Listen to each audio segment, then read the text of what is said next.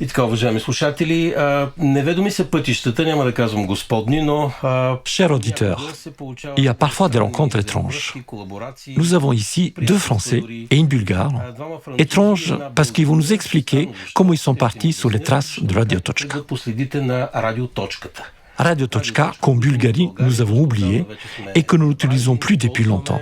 Pourquoi est-ce aussi intéressant? Et qu'est-ce qu'ils recherchent exactement sur Radio Точка?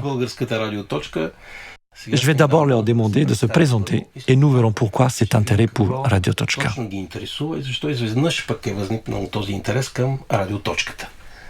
Je suis Olivier Givre, anthropologue, et c'est moi qui ai eu cette idée de créer un projet de recherche, mais aussi de création, sur le thème de Radio Точка. Nous sommes dans le studio principal de Radio Stara Zagora. En face de moi, mon ami Meglena, que vous connaissez déjà. Derrière moi, Raphaël, mon fidèle preneur de son sur cette aventure. Confortablement assis face au micro, casque sur les oreilles, je suis interviewé par Zdravko Georgiev, le directeur de la radio. Car visiblement, un Français qui s'intéresse à une radio aussi banale et disparue depuis longtemps, c'est intriguant et même incongru. Pour moi, c'est une mise en abîme. Parler de la radio d'hier à la radio d'aujourd'hui. Et pour une fois, c'est l'ethnologue qui répond aux questions, voire qui apprend des choses à ses interlocuteurs. Mais pour comprendre comment j'en suis arrivé là, revenons un peu en arrière et à ma rencontre avec un drôle de personnage.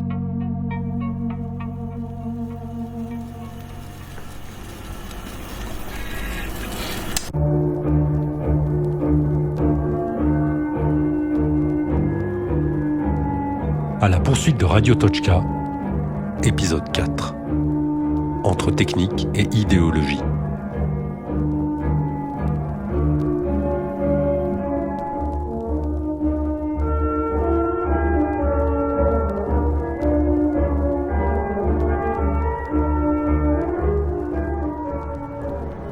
Sofia, 25 mai 2022, 8h du matin.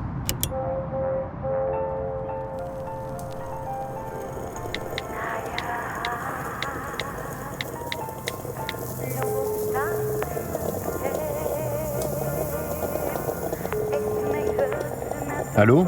Bonjour monsieur, je m'appelle Olivier Givre, je suis ethnologue français, je travaille en Bulgarie depuis plusieurs années et actuellement, je m'intéresse à un sujet que vous connaissez bien, Radio Точка, et je souhaiterais pouvoir vous rencontrer pour en discuter. C'est possible ? 10 heures devant l'université, très bien, c'est noté, Legden Inavas. La personne que je viens d'appeler est un collectionneur et un chercheur indépendant spécialisé dans les objets techniques de l'époque communiste. J'ai eu son numéro par un bouquiniste de la place Slaveykov à Sofia, alors que je cherchais des ouvrages sur la radio. Et il faut bien avouer qu'à part de vieux programmes de diffusion des années 30, ma quête n'a pas été couronnée de succès. Mais comme souvent sur le terrain, le hasard fait bien les choses. Alors que je m'apprête à sortir d'une boutique, le propriétaire se rappelle qu'il connaît un gars incollable sur le sujet. Anton Orush.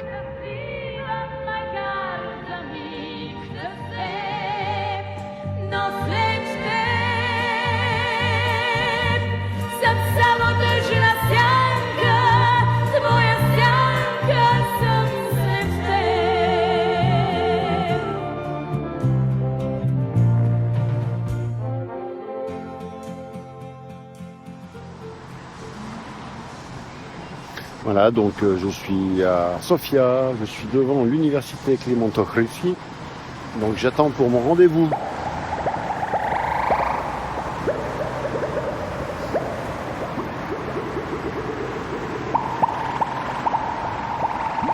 Voilà, donc mon rendez-vous a du retard, j'attends, je guette, à droite, à gauche, les sorties du métro, les gens qui viennent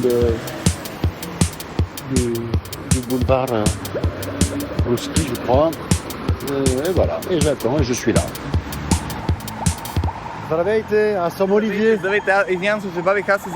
Excusez-moi pour le retard, mais j'étais en train de chercher des choses pour vous à la bibliothèque. On va aller s'asseoir dans un café.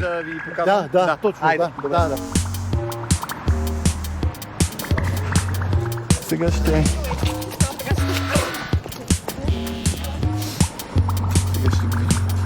Там тук въгъл има едно кафе. Да, добре. Ми едно кафе, нормално. Един горе шоколад. Добре. Значи, имате ли где вие това го спахте от архивите на... Аз имам колекция, която е колекция от стара българска техника, в която има тази радиоточка, тази... On a à peine fait connaissance qu'Anton me parle déjà de son ouvrage, de livres sur la radio, d'archives sonores. On passe d'un sujet à l'autre. En Bulgarie, il y a une expression qui dit « il parle comme une radiotochka », c'est-à-dire tout le temps et sans pouvoir l'arrêter. Ça va à 100 alors, je suis un peu perdu, mais là, je crois que je tiens une sacrée source.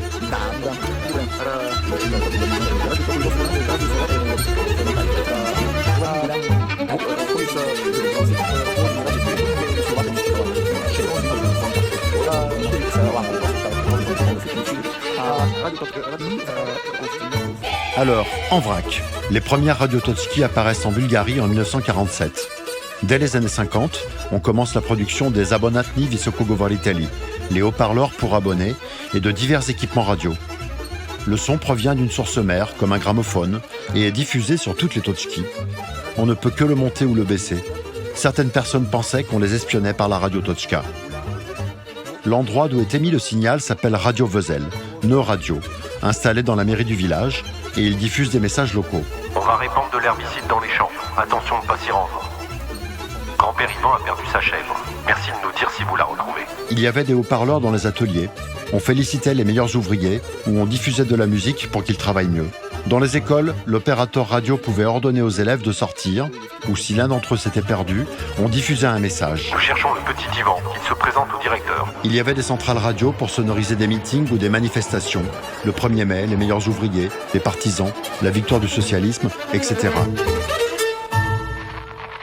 Les radiototchki disparaissent au début des années 1990, avec la baisse du budget de la radio nationale.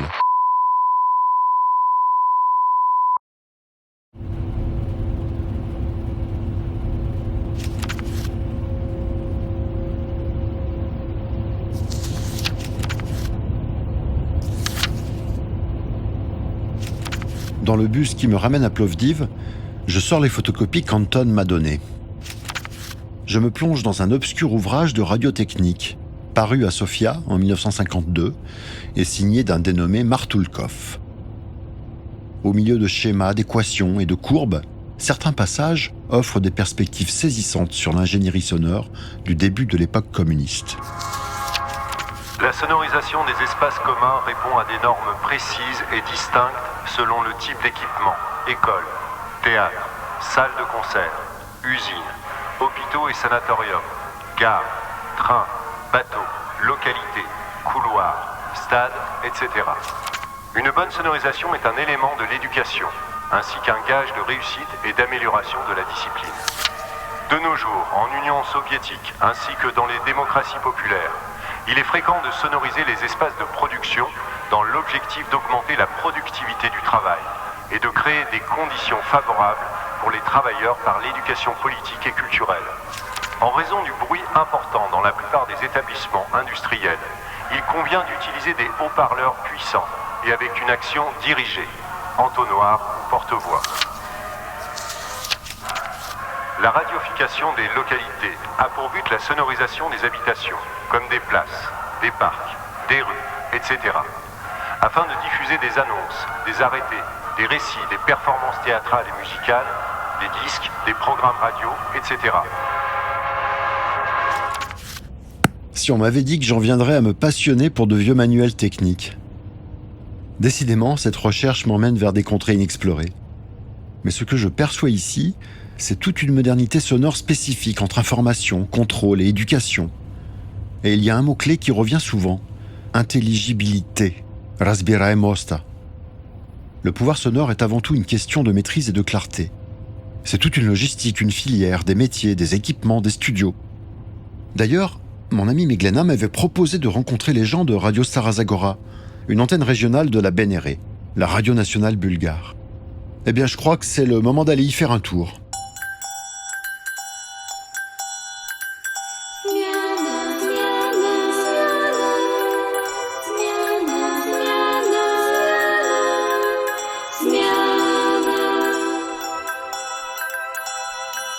le lendemain.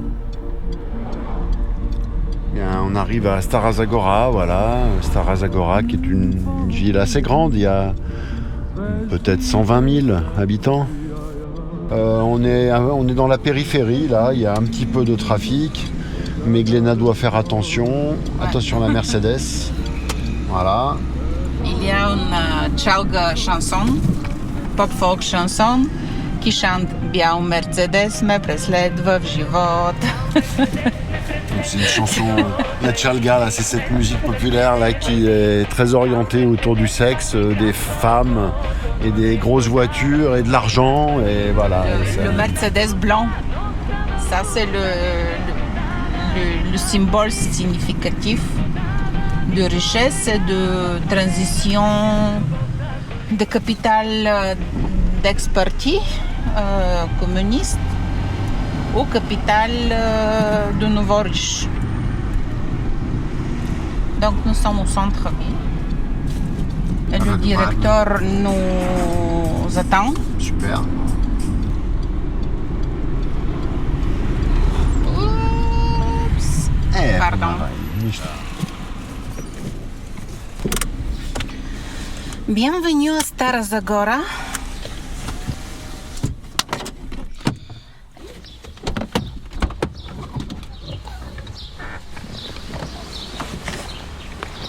Ah, ça fait du bien. Voilà, on y est. Là, on arrive, on est en face. Là, on va traverser la rue. Et par contre, là, il y a une belle plaque émaillée, je pense, de l'époque. C'est marqué Radio Stara Zagora. Оливие съм. Здравейте. Приятно ми е. От здраве идва. От здраве. От здраве. В тази сграда беше радиоточката. Сега е вече друга общинска. Тук беше близо до кметството, нали? Да. Donc là, voilà. Радиото. Là, c'était l'ancien local de Radio Toczka qui était en face de la mairie, évidemment. Jusque dans les années 2000, il y avait ce studio-là de Radio Toczka, puis qui a été remplacé après. Bon, peu importe, quoi. С кабели по въздуха или под земята се предава сигнала до съответния абонат. Donc là, voilà, il y avait des câbles aériens ou souterrains et qui diffusaient la Radio Toczka auprès des abonnés. В един момент отпада необходимостта да има такива радиоточки. Поддръжката е скъпа, програмата им е много бедна, тя е малко, не съвсем професионална и няма кой да ги слуша. И затова отпадат. Съвсем един процес на еволюция. Donc c'est un processus d'évolution des médias. À un moment donné, les radios Toczka coûtaient trop cher à entretenir, il fallait entretenir les câbles. Ils ont dit aussi là-bas que les câbles parfois étaient volés, notamment par les tzigane, parce que c'était du cuivre. Et donc pour lui, il y avait plus, ce n'était plus indispensable, quoi. Voilà. Donc elles ont disparu. Merci.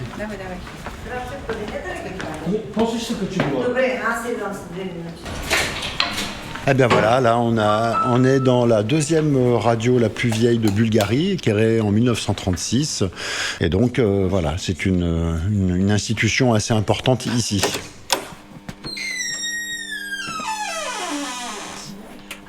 Là, on est vraiment dans un endroit là qui ressemble à une sorte de grande cave avec des rayons, plein de bandes magnétiques. C'est des rayons en bois très rudimentaires. Et il y a un petit peu cette odeur de cave. Voilà. On peut regarder sur les bandes. Par exemple, là, il y a une bande qui est consacrée à Великден, voilà, Pâques. Voilà. Une autre bande. Имаме Марсел Марсо записан. Това е един от най-трайните носители на звук. Donc c'est un des plus anciens supports du son et le plus durable. Има глас на Ленин, глас на Хитлер, не го пускаме по обясними причини. Il y a la voix de Lénine, il y a aussi la voix de Hitler, mais ça, on la diffuse pas. А може би, защото те бяха много локални, нямаше архиви от това, нали? J'ai demandé si par hasard dans les archives, il y avait des archives de ce qui passait sur les radios Toczka, et il a répondu qu'a priori non. Pour plusieurs raisons, c'était des programmes très locaux, et c'était des programmes aussi sur des nouvelles qui probablement n'étaient pas jugées dignes d'être archivées. Il a dit également que ces radios Toczki, c'était des radios, des postes radio très simples, hein, et qui sont très anciens, qui ont disparu. А вие случайно Et par hasard, vous auriez des traces de ce que l'on appelait les radiotочки? Радиоточки, Radiotочки, comme appareil ou quoi? програмите на радиоточките... Les programmes de radiotочки? Mais qui travaille à la radiotочка? C'est comme des stations radio, mais avec moins de programmes. Par exemple 2 heures, et ils donnent principalement des nouvelles municipales. Et dans chaque famille, ou certaines familles, il y avait ces petits appareils, en tant que je me souvienne, et dans les bâtiments collectifs. La mairie, les hôpitaux, la police.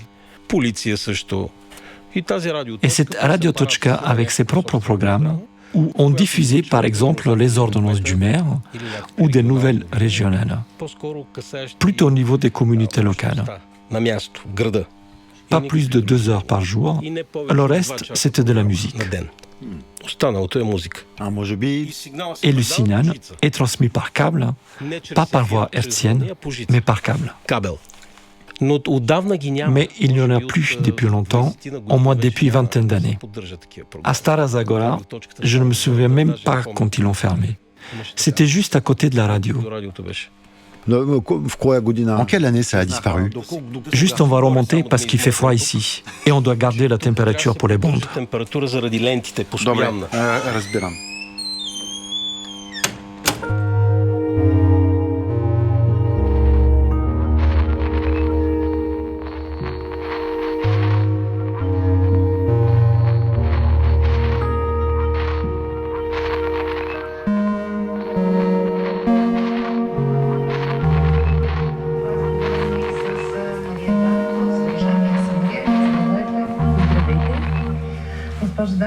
Си говорим за първо за една лична история на една украинска майка и на нейното дете.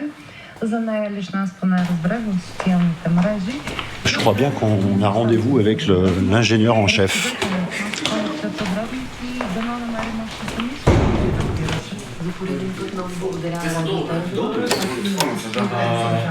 Искаха да видят от радиоточка. Имахме ли една кутия от радиоточки? За радиоточките, можете ли да ми кажете още нещо за... Vous pourriez me dire jusqu'à quand on pouvait trouver des radiotочки? До коя година имаше тези радиоточки? Аз като дойдох, значи 97 година, още имаше радиоточки. Може би около 2000 година да са прекъснали вече, да няма. Donc il se rappelle que quand il est arrivé ici dans les années 90, il y avait encore les radiotочки et à partir des années 2000, il n'y en avait plus. Ето ги бе, виж, аз си ги спомням много добре, ма къде изчезнаха? Че има такова. Да. Мазето. Ма това военен, затова има... Тя има такова от тях. Да, Мия. Ами, мълчи. Alors Maria vient de se rendre compte qu'elle avait une radiotочка dans sa cave. Voilà. Maria Slavcheva, qui travaille ici au service municipal du tourisme. Казва се Тонмайстор. Tonmeister. Тонмайстор е марката. Voilà. C'est la marque, c'est Tonmeister et c'est une marque bulgare. Des mémoires qu'il y avait chez nous.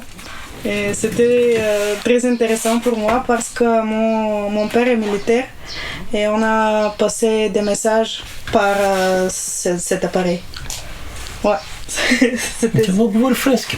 Et s'il y a, si le radiotочка est dans ma cave, je vais la chercher. Je vais te la donner. Peut-être qu'on est sur la piste pour trouver enfin notre première radiotочка.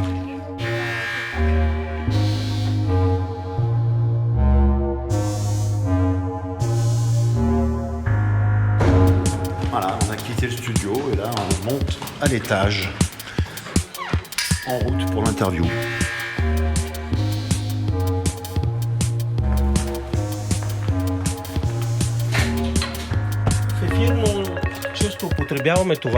Il y aura une lumière rouge qui va s'allumer et ça voudra dire on air. И така, уважаеми слушатели, неведоми са пътищата, няма да казвам господни, но понякога се получават странни взаимовръзки, колаборации. Et voilà, j'y suis. Ma première expérience radiophonique en Bulgarie. Българка, странно защо, те ще ни обяснят защо и как тръгват по следите на радиоточката. Ainsi s'achève cette incursion dans une station de radio d'aujourd'hui. Même si j'ai bien compris que pour Zdravko et ses collègues, radiotочка n'est pas vraiment un sujet. On dirait même que ça les a un peu agacés, mon obsession pour cette radio basique, de qualité médiocre, faite par des amateurs, avec des programmes sans intérêt, même pas dignes d'être enregistrés. Eux, c'est les pros de la radio, ceux qui ont les connaissances théoriques, le savoir-faire technique, qui sont formés au journalisme, qui savent causer dans le poste, poser leur voix, qui gardent les archives, la mémoire, et aussi la grande histoire de la radio. Oui, c'est cela. Il y a peut-être la grande et la petite radio. Il est vraiment temps de rencontrer enfin les voix de Radio Toczka, celles que l'on n'entend plus aujourd'hui, mais que tout le village connaissait. Des voix qui, depuis un petit local de la mairie ou de la poste, entraient dans les maisons et parlaient à l'oreille de chacun.